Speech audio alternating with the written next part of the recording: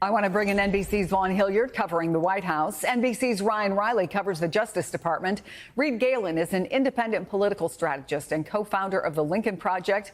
With me in studio, co-host of The Weeknight on MSNBC and former chief spokesperson for Vice President Harris, Symone Sanders Townsend. Symone, if you're working at the White House and a story like this drops, it clearly has made your boss, the President of the United States, upset.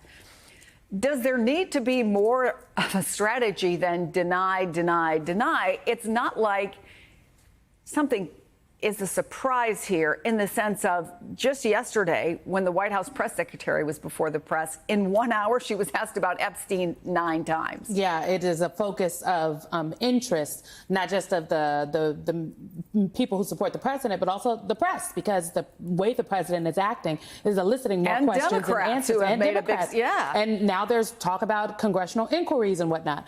So look, when you're working in the White House and a story like this drops, it is important to note that the Wall Street Journal went to the White House and asked for comment, so much so that in their own reporting, they note that they spoke to the president. That means that when the inquiry came, someone went to tell the president, and he must have decided that it was incumbent upon him to get on the phone directly with the Wall Street Journal. And one could argue that's a good strategy, because it's not a spokesperson saying, oh, well, this isn't that. It's the president of the United States himself, the subject of the inquiry, weighing in. Here's the issue.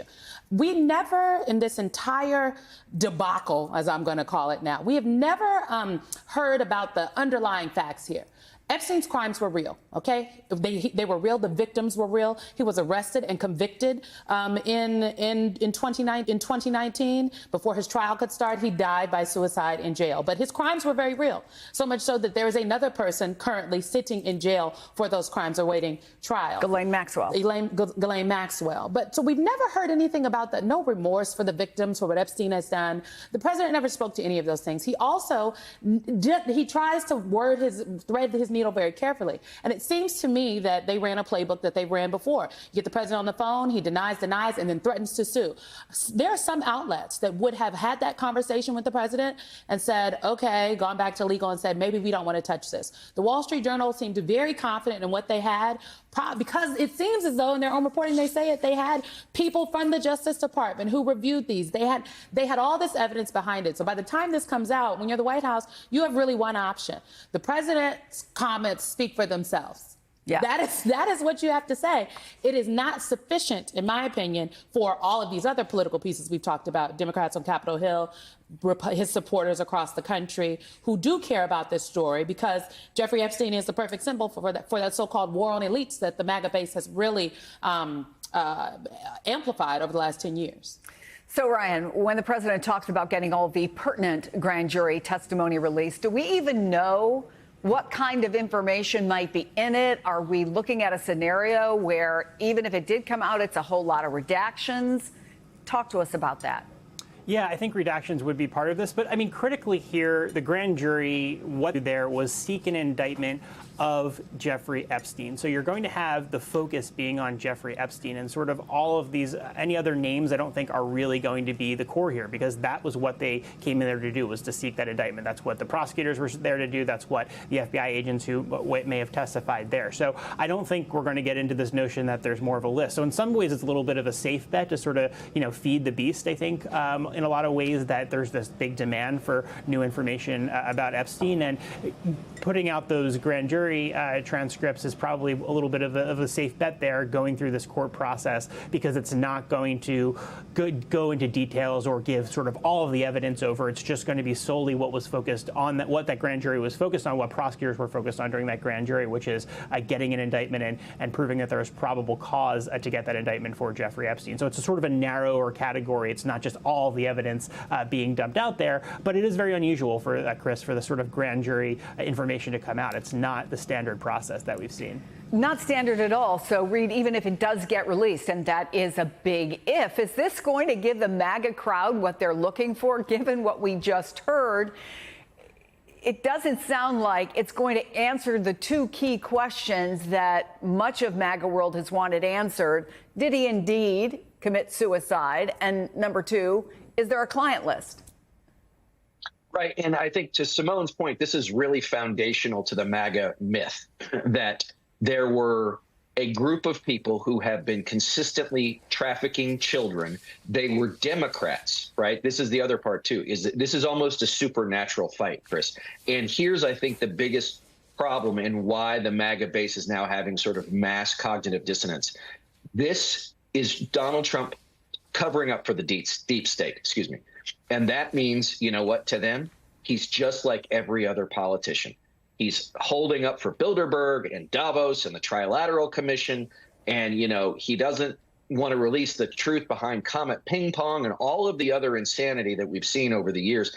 And I think this is a moment where Trump feels very shaky because, again, he was always supposed to be different. He was always supposed to be the one who was going to peel back the onion and say, these people were as bad as you thought they were. Of course, the three of us, the four of us, the five of us all know he's been this bad, right? This isn't any surprise, you know, whether or not it's a birthday card or whatever it is. So, like, now the bag of base has to say, okay, what are we going to do? Now, look, is he going to leave office? He's not. But this does have political implications, which is a lot of these people were not particularly politically involved until Donald Trump came on the scene. And the worst thing that can happen for him is that they just bleed back into the woods. So, Vaughn, this letter that the Wall Street Journal says was attributed to Donald Trump, a bunch of people wrote them apparently. It was given in a book to Jeffrey Epstein on his 50th birthday. It includes, according to the Journal, a drawing of a naked woman, including Trump's signature, and a typewritten message that starts with a line that says, "There must be more to life than having everything," and ends with, quote, "Happy birthday, and may every day be another wonderful secret." The Journal says the documents were examined by people who investigated Epstein and Maxwell, but we should note they've not been confirmed by NBC News. So what have we heard from the president on this? What more do we know?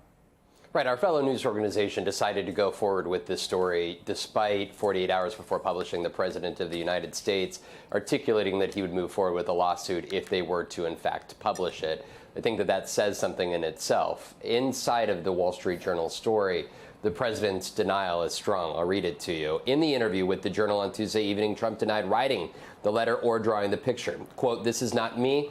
This is a fake thing. It's a fake Wall Street Journal story," he said. "I never wrote a picture in my life.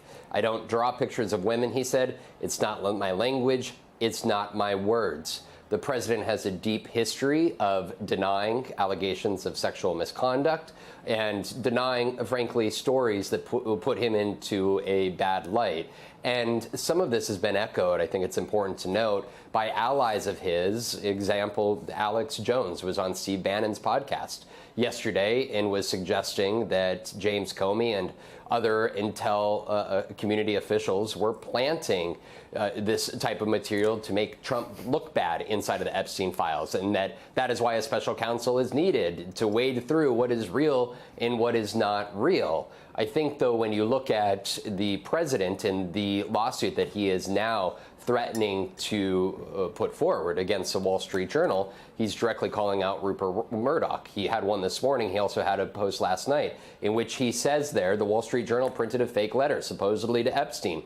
"These are not my words, not the way I talk. I don't draw pictures. I told Rupert Murdoch it was a scam, that he shouldn't print this fake story, but he did, and now I'm going to sue his bleep off, and that of his third-rate newspaper. Thank you for your attention to this matter." If the president were to actually intend to bring this to court, there would be depositions. It would be a part of that lawsuit. And I think it would call into question the president and the extent to which he would be willing to even take the stand as part of a deposition himself. So I think that there's a lot that stems from this. Of course, the president is somebody who even suggested when the FBI executed that search warrant on his Mar-a-Lago estate in 2022, he had suggested that they had planted documents there. So the president, again, has a deep history of not only denial, but also suggesting wrongdoing that he does not back up with actual evidence and is never ultimately provide credence to those claims that he makes. So, Reed, I find it interesting that a number of Trump's top allies from MAGA world and beyond, from J.D. Vance, Charlie Kirk, Laura Loomer, came quickly to the president's defense, calling this letter a fake. I wonder if, at least in some level, this reporting managed to do what the president hasn't been able to do, which is find some common ground for the president and his base. I mean, he has gone a far way with his base feeling he has been put upon. On the other hand, it's his base now that are the people who are going after him. Yeah, and look, this is the leader principle, right? The MAGA doesn't have an ideology really of its own. It is whatever Donald Trump wants it to be at that given moment. The Epstein piece of this, or at least this latest piece, was so different because when the memo from Pam Bondi came out, remember that all of those same talking heads that you just mentioned started screaming about Pam Bondi and how she had done this. Not that Donald Trump had ordered her to do it, but that she had done it. And the Dan Bongino, deputy director of the FBI, was so mad that he was thinking about quitting, right? Because he spent years talking about this. There's a clip of Theo Vaughn and J.D. Vance laughing about how they got to release the list last year.